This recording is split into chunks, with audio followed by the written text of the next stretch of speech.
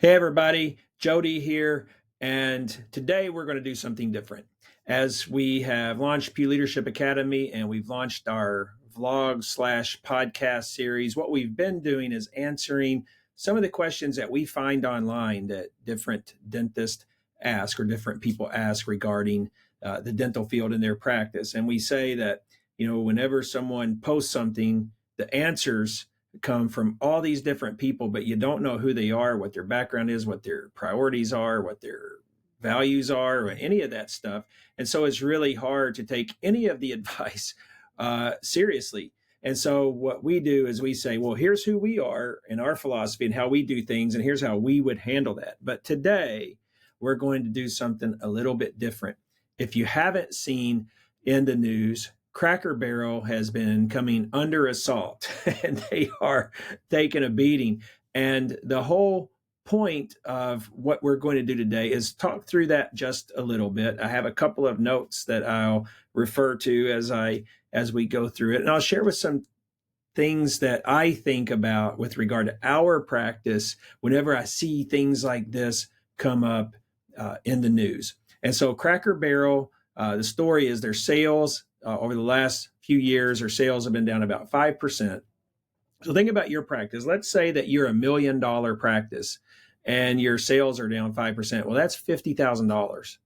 And in a dental practice, you really need to be going a little more each year. You need to be beating last year's numbers. You need to be growing. And if you're down $50,000 2 or 3 years in a row, well, that's extremely concerning. So it's, I don't blame Cracker Barrel's executives for trying to do something different.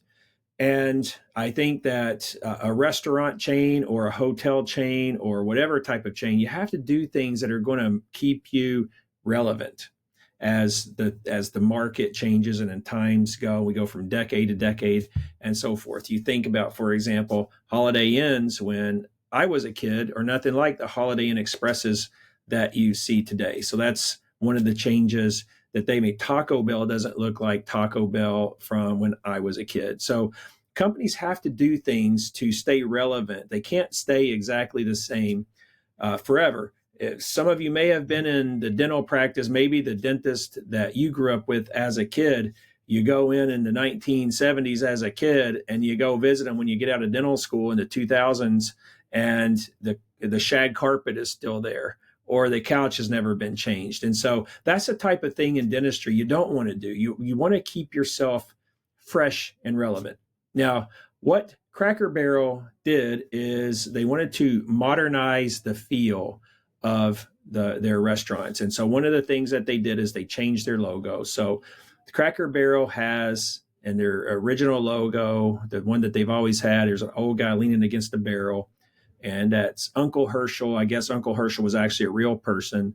And they changed it to a typical modern, more streamlined, clean logo. They changed some menu items and they changed their decor to try to have less clutter and so forth. And these changes, once it hit the news or hit the social media, really, it cost them $100 million in market value. And I think those numbers are starting to climb back up, but that's not good. That's not what you want. And the CEO has been, touting these changes and how customers and their store managers are asking for these changes in their stores, and customers have very good feedback. Now, I haven't seen, I believe actually I did see a month or so ago a photo of the new layout or the new look of Cracker Barrel. The Cracker Barrel stores, but I don't remember the details. Didn't look hugely changed to me because it seemed like they still had a store, but whatever it is, that is there. And so I have some, a concern for Cracker Barrel, and then some things that I think about with our practice. So one of the things with Cracker Barrel that I would be concerned about is, just as a customer who is a big marketing fan, is if you take Cracker Barrel for what it was and you come up with the new logo and you kind of clean up and streamline the restaurant, the look, the layout, the decor, I think you have to be very careful not to become the next IHOP or the next Bob Evans, or the next TGI Fridays or Ruby Tuesdays or Applebee's. And you think of these big corporate restaurants, there's a huge amount of sameness in them. Now, their menu options are a little bit different, but to a large degree, you're getting frozen food off of a Cisco food truck or whatever.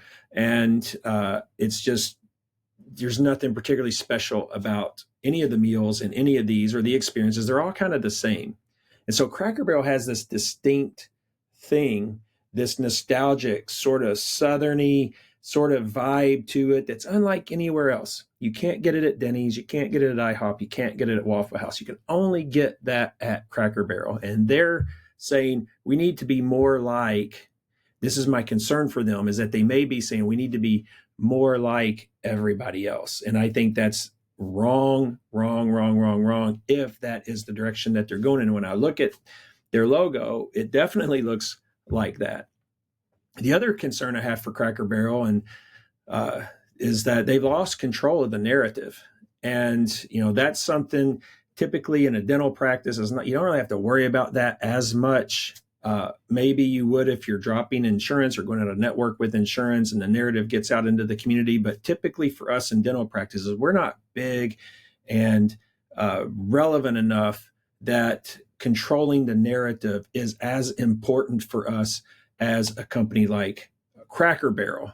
So Cracker Barrel lost control of the narrative, and now they're really struggling to get it back. And so I'm going to talk through, those are my concerns for Cracker Barrel. Like, how do you get that narrative back? Once you lose control, it's very, very, very hard to do that. And so I want to shift to talk about some things that I would think about with our practice. And I don't really include the narrative in that as much, but I'll say whenever we went out of network with insurance, we did have to worry about the narrative. Right now, we're going through a change where we're changing the percentage of our discount plan. Have to worry about the narrative. But I will say we're not a company with a brand as powerful as Cracker Barrel or Bud Light or Levi's or any of those other types of companies. And I don't know that that's something that you have to worry about as much as some of these other things. So here are the things that I think about with our practice and what I look at Cracker Barrel and what I take away or think about. Number one is you got to know your customers. I mean, you really need to know your market. Who are your customers and what do they want? And Cracker Barrel is making this shift, which is sending alarm to their core customer base who wants to go experience Cracker Barrel. Now, they're down 5%, a couple of years. They're not growing. They have to do something. But when you make that shift and you have to do something, you have to think about your customers and what they want before you make that shift. And I'm sure Cracker Barrel went through all kinds of focus groups and all of those types of things. But for us as dentists, we need to think about that whenever you're making a change. One of the things that we talked about recently, because we're seeing it all over the place, is I saw it just the other day when I went to the doctor, my primary care physician. Sign, we charge 3% for use of a card. And so we're seeing this all over the place and restaurants and everything. And, we talked about that in one of our weekly leadership meetings. Well, that's something we should do. Should we try to recoup those credit card fees? And those credit card fees are a lot. They add up. They add up big time.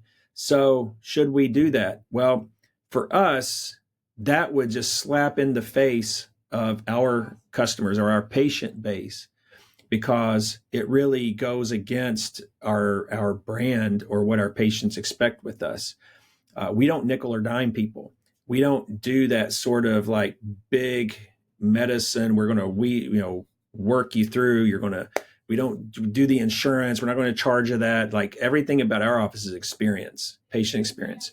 And for us, we could do that and recoup money, but it would go against our patients. In other words, it's not worth the hit we would take with our patient experience, therefore our brand, for us to do that. Just raise our fees 3% if we need to do something. probably need to raise them more than 3% to offset the 3%. But so that's number one, is know your market, know your customers. Before you make changes, think about what your customers love about your practice, what they expect about your practice, and think very carefully about upsetting that. Second thing is you got to know the climate. Right now, there is a massive, massive pushback against woke sort of ideologies in the corporate world and in education and all of that. Now, I'm not going to speak to woke or against woke. I'm just saying objectively that's true. And so with Cracker Barrel, what they're being accused of is being anti-woke. Now, one of the reasons why is I've seen that there's more information coming that Cracker Barrel participates in some of the DEI things that are being attached to the anti-woke movement. And I think there could be some things there. I don't really know. But what I do know is that they are considered anti-woke or being tied to this. And so for us in our practice, what I think about is we have to avoid anything. I don't even like talking about this for this very reason. We have to avoid anything that could drag us into a culture war. And I don't understand why companies do it. I don't understand why Bud Light made the decision that they did based on their customer base and based on the fact that whenever you make a culture war decision, whether you're on this side of the fence or this side of the fence, you alienate people and you take a hit against your brand. And it just doesn't make sense to me why anyone would do that. And so know your climate. If you're going to get out on social media and take a stance in a cultural sort of thing or on your personal social media, if you're going to do that, just know that that could be something that you feel later whenever the opposite side of the fence sees or hears it. And my advice is if just simply avoid being in the culture war, personally or corporately, so to speak. Another thing I think about with our practice is trust. And when I think about what is it that's critical to our practice to be able to be the dream practice, the practice that's self-managed, fee for service, doctors happy, associates are happy, team is happy, patients are happy. It's just like everything is just so great. Is to do that, you have to have trust. The number one thing, in my opinion, and we teach this in our case optimization program, which is our case optimization is really case acceptance. Number one thing outside of paying to get people to say yes to treatment is just they trust you. Yeah, I trust what they're telling me. I trust what they have to say. So do your patients trust you? Do they believe you?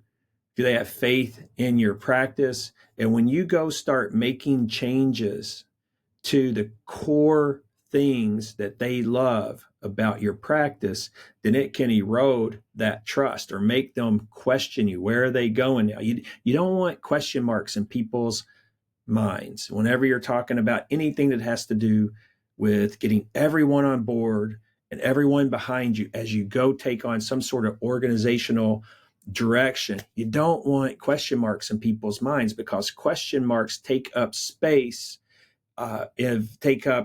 space that prevents them from being able to fully support. It's like you have 100% of your body that can support, but for every question mark, it's going to take up 5% of that support space, if that makes sense. Kind of a crude analogy there. So be very careful about ever doing anything that's going to make patients question you, that's going to erode their trust in you in any way, shape, or form. And when you do something that changes your practice from the core fundamentals that your patients expect, then you should expect that they will have lower trust in you. And that could be problematic in your practice, especially if you're trying to build one where patients are so absolutely committed to you that before anyone even asks them, they're going out telling everyone how great you are. If you want that to happen, then don't rock the cradle of what they expect of you.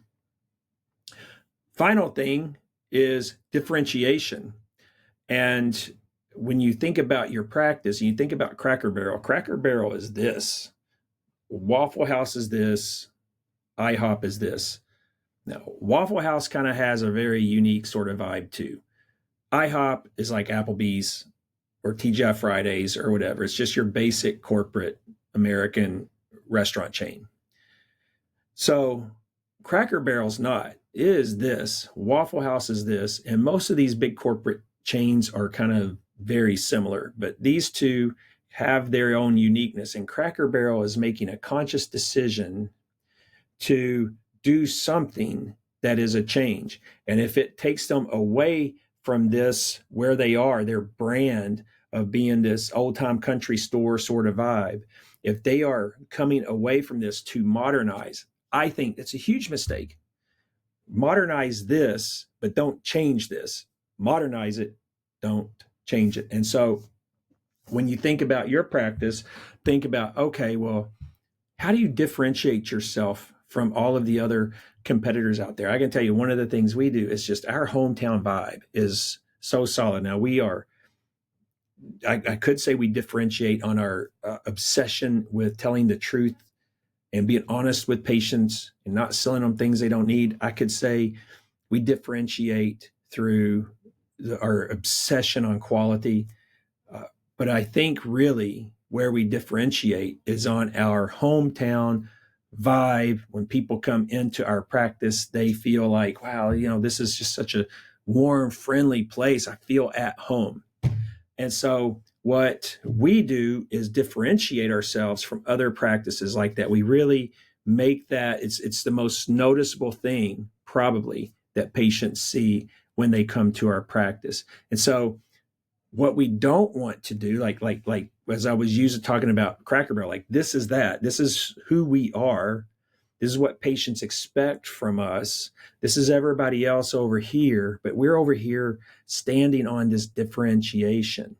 So there may be times when we have to update some things, freshen some things up, but we don't change. We freshen this. We don't change this. We don't make this into this. We just freshen this up. Now, if you look back to our practice, 2006, we opened up. We didn't place implants. We didn't have a CBCT. We didn't have scanners. We're doing using impression material for impressions. What we do today, we're placing implants. We're doing all kinds of things that we never did back then. But we do all of that, and we do these a more advanced dentistry. But we didn't change this hometown vibe that we differentiate ourselves with is still the same. And so those are some things that I would think through if I were a practice owner, because those are the things that I think through as a practice owner. And I would also say there is a book, it's probably been out 20 years. We had to read it in my MBA program, but it's a legendary marketing book called Blue Ocean Strategy. And it's just a great book to help you think about your practice. And the point is, you're not going to do all the stuff that Blue Ocean Strategy says to do. It's really more a corporate book. But what you will do by reading this book is you'll really understand what your core value adds are, what your core differentiation is, what makes people love you over other people. And that's a great book. Even if you read the summary, I think you might get enough out of it to kind of help you think through these things. So Cracker Barrel thing is so big. I just wanted to hop on and talk about that a little bit. As far as I'm concerned, I don't have an opinion. Cracker Barrel can do whatever they want, but there are definitely some lessons that I think we as private practice owners can learn from what we're seeing happen to Cracker Barrel. So I am thank you for riding with me on this. And if you made it this long, let me know what you think. Send me your comments or post your comments below. And liking, subscribing, sharing, all of those things. It helps us get the word out for Pugh Leadership Academy. And when you do that, I really appreciate it. And I will see you again in the next one.